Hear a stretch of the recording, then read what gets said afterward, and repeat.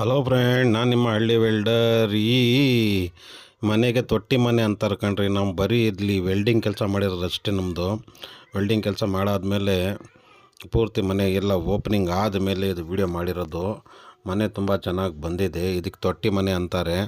ಆಮೇಲೆ ಎಷ್ಟೋ ಜನ ನಾವು ಮನೆ ಕಟ್ಟಿರೋದು ಅಂತ ತಿಳ್ಕೊಂಡು ಕನ್ಫ್ಯೂಸ್ ಮಾಡ್ಕೋಬೇಡ್ರಿ. ನೋಡಿರಿ, ಇದು ಕಬ್ಬಣದ ಕೆಲಸ ನಮ್ಮದು ಅಷ್ಟೇ. ಇದಕ್ಕೆ ತೊಟ್ಟಿ ಮನೆ ಅಂತಾರೆ ಫ್ರೆಂಡ್ಸ್. ಒಳಗೆ ಯಾವ ಥರ ಬರುತ್ತೆ ಅಂತ ಹೇಳ್ಬಿಟ್ಟು ತೋರಿಸ್ತೀನಿ. ವಿಡಿಯೋ ಪೂರ್ತಿ ನೋಡಿ. ಆಮೇಲೆ ಇದಕ್ಕೆ ಎಷ್ಟು ಖರ್ಚು ಬಂತು ಎಲ್ಲ ಹೇಳ್ತೀನಿ. ವಿಡಿಯೋ ಪೂರ್ತಿ ನೋಡಿ ಲಾಸ್ಟ್ವರೆಗೂ.